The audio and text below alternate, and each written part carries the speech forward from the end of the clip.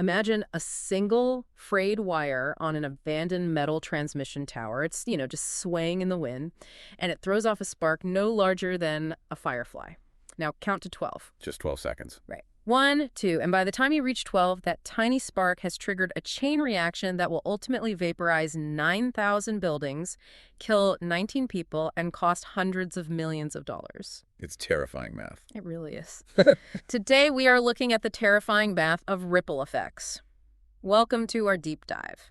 We're exploring how a single point of failure, whether it's a spark in the dry brush, a contaminated pepper on a farm, or a solitary political calculation, can trigger massive, entirely unintended consequences. And our roadmap for this journey is the August 5th, 2026 edition of an independent, reader-supported newsletter.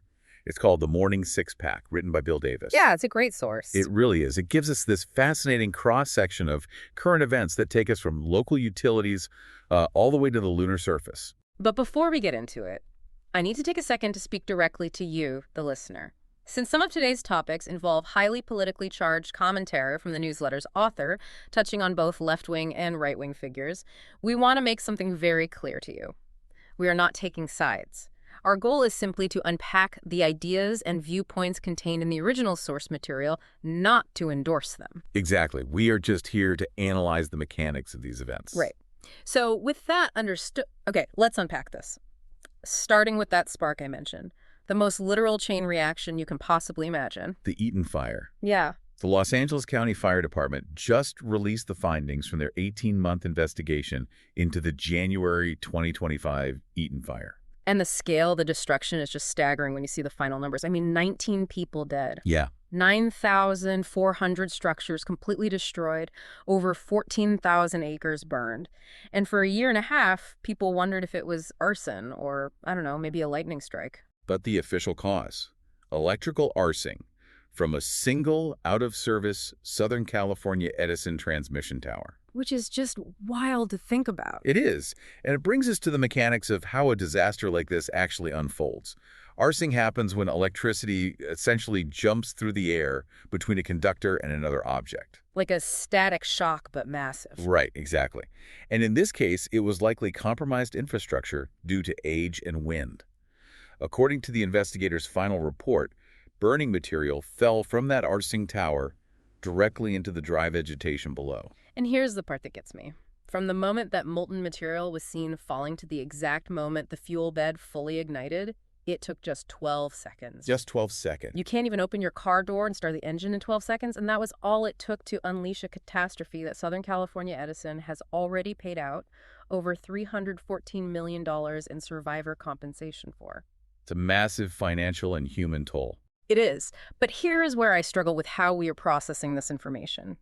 If it takes a team of highly trained investigators 18 months to forensically recreate the scene and figure out which specific wire on which specific metal tower threw a spark, how can we possibly expect a utility company to preemptively find and fix every aging piece of infrastructure across the entire West before the wind blows? It sounds impossible. Right. It's like trying to find one faulty domino in a stack of millions before the table shakes. I mean, it is a monumental engineering and logistical challenge, absolutely. The grid is vast.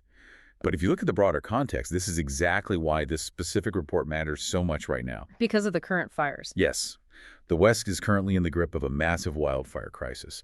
The National Interagency Fire Center is at its highest preparedness level. We have resources stretched incredibly thin across Washington, Oregon, California, and the entire Northwest. Yeah, we are battling severe drought, historic heat, and dangerous winds. But, and push back here for a second, a massive percentage of those fires are triggered by lightning strikes, which we obviously can't regulate. Precisely. And that is the crux of the newsletter editor's commentary.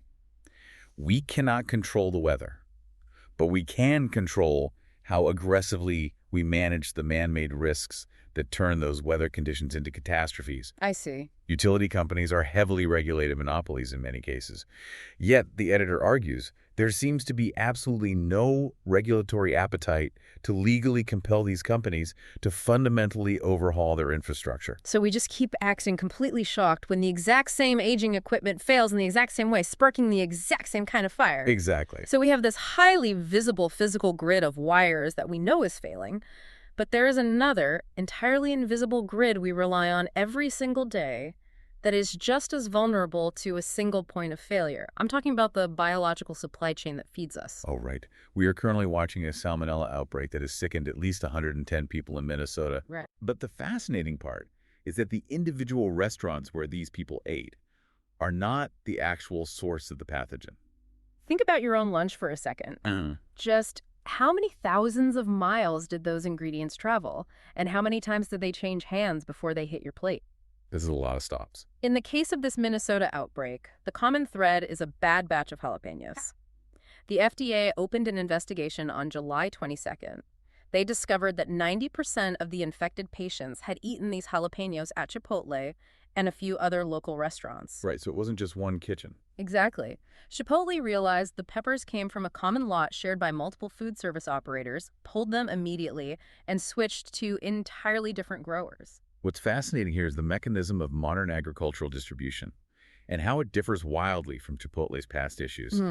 Back in 2020, you might remember, Chipotle agreed to a massive $25 million criminal settlement. I do remember that. Yeah, it was after E. coli and norovirus outbreaks sickened more than 1,100 people. But those 2020 outbreaks were a completely different mechanical failure, right? That was largely tied to in-store food handling. Yeah. Like sick employees showing up to work, or bad temperature controls in local kitchens. Right, that was a retail-level failure. But this time, Minnesota epidemiologist Carlota Mittis actually went out of her way to praise Chipotle for their immediate collaboration and their mitigation steps. Oh, wow. Praise them. Yeah. This new outbreak isn't a failure of a teenager forgetting to wash their hands in a local kitchen. This is a systemic agricultural flaw at the wholesale level. How does that actually work, though? How does one farm infect so many different places? It happens during the commingling process. A modern, centralized wholesale market takes produce from dozens of different farms. They bring it all into a massive processing center where it gets washed, sorted, and packed together. Oh, I see where this is going. Yeah, if just one farm's crop has salmonella, the water baths and the sorting machinery can cross-contaminate the entire day's run. Suddenly, that single contaminated field in California or Mexico has quietly distributed illness to dozens of different restaurant chains across the Midwest before anyone even registers a stomachache. But wait, if 90% of the known patients ate these peppers, and we know that the vast majority of food poisoning infections are never officially diagnosed or reported to a doctor, aren't we just looking at a tiny fraction of the real damage? Almost certainly. Especially considering the authorities warned that other restaurants might still have that contaminated shipment sitting in their walk-in fridges right now. That is the terrifying math of an agricultural supply chain. Once the biological domino falls at the processing level, the ripple effect is almost impossible to contain. Because it just spreads too fast. Exactly. Tracing a single lot of peppers backward through a decentralized web of distributors, trucking companies, and packing houses takes weeks, and by then, the product has already been consumed. The vulnerability in that food web is blind trust. The local restaurant blindly trusts the distributor's handoff, and that exact same vulnerability, blindly handing over something highly sensitive and assuming the next person in line will protect it, is exactly what just caused a massive scandal involving Anthony Fauci's private diaries. Ah, the information chain of custody. It's a completely different kind of supply chain, but the breaking points are remarkably similar.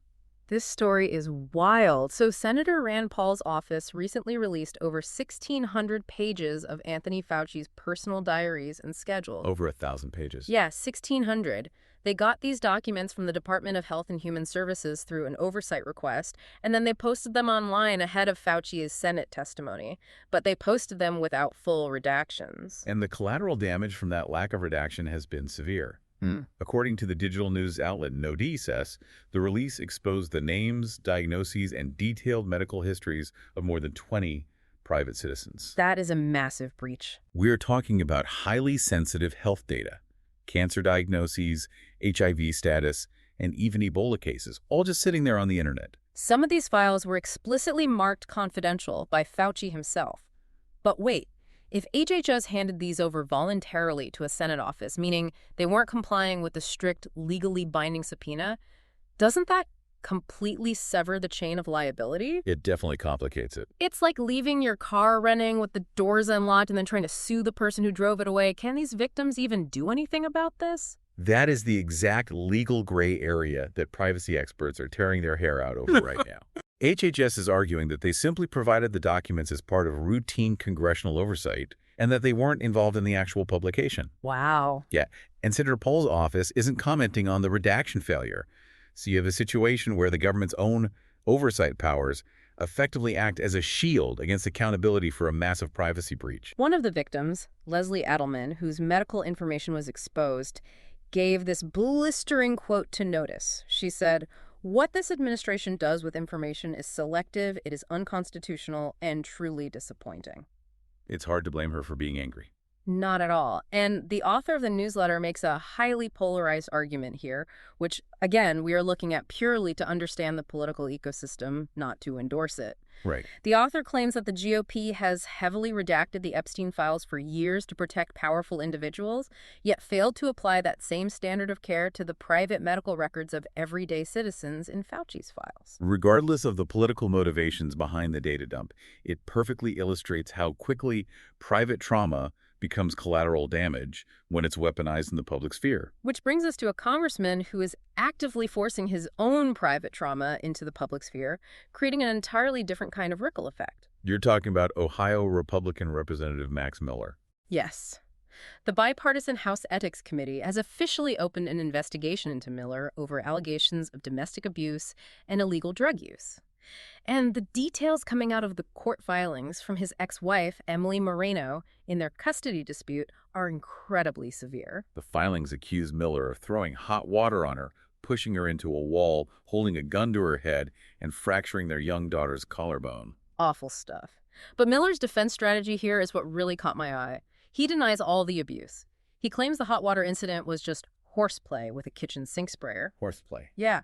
But hours before the ethics committee even announced their probe, Miller publicly stated that he was the one who requested the investigation into himself, claiming he has absolutely nothing to hide and wants to formally clear his name. Which is a bold move. Very bold, especially since even his ex-father-in-law, Senator Bernie Moreno, has publicly stated that Miller needs serious psychological help. So I have to ask, is requesting a federal ethics investigation into yourself a brilliant preemptive political strike to control the narrative, or is it just throwing gasoline on a fire? If we connect this to the bigger picture, it is an incredibly calculated move that relies on the mechanical realities of Washington. You have to understand how the House Ethics Committee works. They aren't fast, right? Exactly. They do not hand out speedy guilty verdicts. They painstakingly gather facts, interview witnesses, and deliberate. The process takes months, sometimes years. The aha moment here is that modern political power isn't necessarily about guilt or innocence anymore. It's entirely about bandwidth and timing. Precisely. By requesting an ethics investigation into himself, Miller is weaponizing the slow speed of the bureaucracy. He knows a federal probe takes years, but his re-election campaign is happening right now. He's using the investigation not necessarily to clear his name today, but to freeze the narrative, allowing him to say, "Let's wait for the committee's findings," anytime a reporter asks him a question. And he is fighting for that re-election at a moment when Republicans are trying to protect a razor-thin majority in Congress. Every seat counts. Right. When the margins of power are that narrow, a single compromise candidate in Ohio doesn't just threaten their own seat. They threaten the operational control of the entire legislative branch. Max Miller highlights how fragile a razor-thin margin is in the House.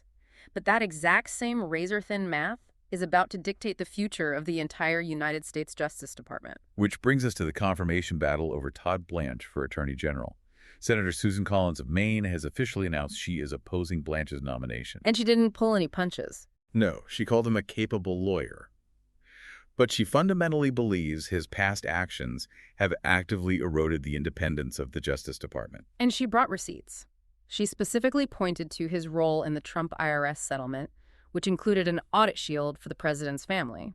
That was a big one. She also pointed to the controversial anti-weaponization fund, which has since been scrapped, and she highlighted his pledge to an anti-abortion group to pursue a nationwide ban on mailing abortion medication.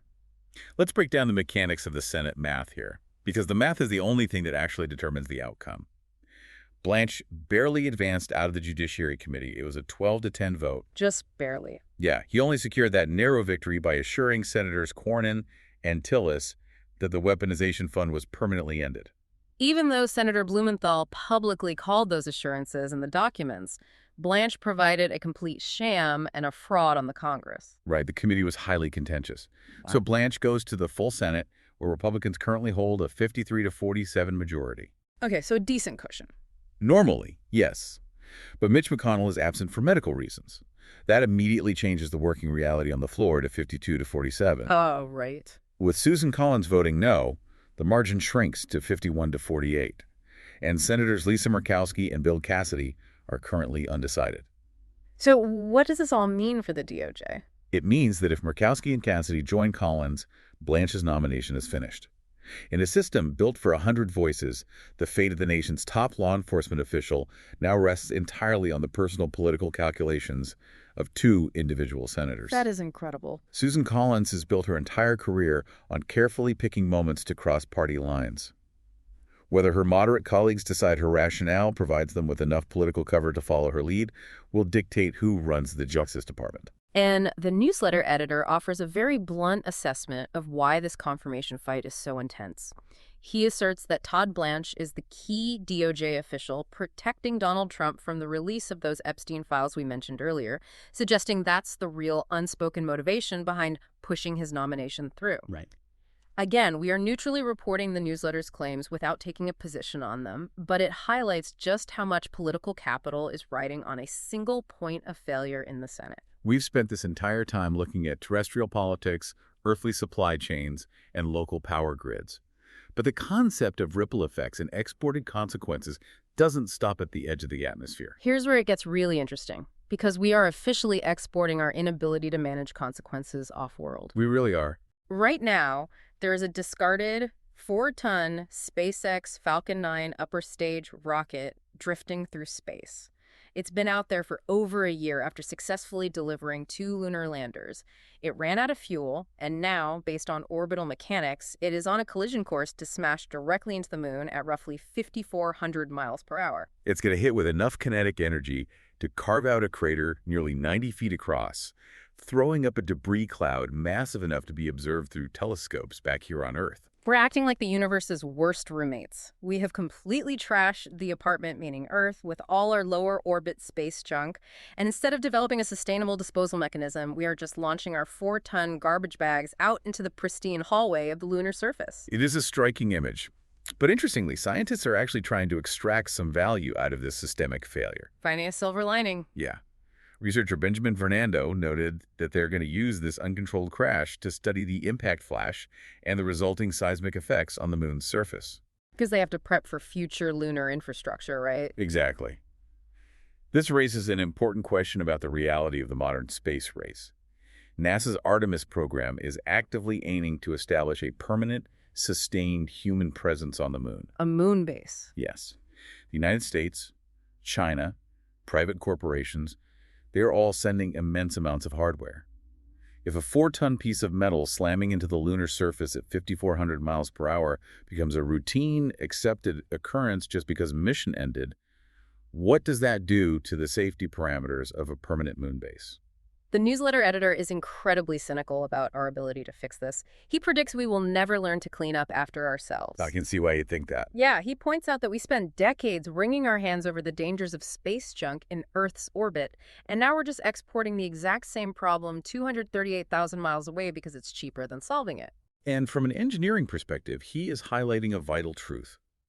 Unless end-of-life disposal plans become a core, heavily funded mandate of every single space mission, the dream of lunar colonization is going to be fundamentally threatened by our own discarded, drifting hardware. We're making it dangerous for ourselves. We are engineering our own future hazards because we aren't factoring in the full life cycle of the systems we build. Which really brings this whole journey full circle for you, the listener. Today, we've looked at the hidden architecture of the world around us, and we've seen how intensely, terrifyingly connected everything is. The systems we rely on are only as strong as their weakest, least examined link. Absolutely. A 12-second spark from a single frayed wire burns 14,000 acres. A single bad farm lot sickens hundreds of people across an entire state through a blind supply chain. A stack of voluntarily surrendered, unredacted pages devastates the private lives of everyday citizens. And the personal political calculus of just one or two senators holds the operational future of the entire Department of Justice in the balance. It all comes down to the systems we build and how poorly we anticipate their breaking points. Which leaves us with a final thought to ponder. Lay it on us. If human beings possess the sheer technological genius to trace a microscopic Salmonella bacteria back to one specific shipment of peppers across thousands of miles, and we have the mathematical brilliance to calculate exactly when and where a 4-ton piece of space junk will hit the moon at 5,400 miles per hour, why do we still seem so fundamentally incapable of foreseeing the obvious human consequences of our political actions and our data dumps? Are we masters of the physical world, but completely blind to the systems we build ourselves? It's like we've built the most intricate domino setup in the universe, but we still haven't figured out how to stop bumping the table.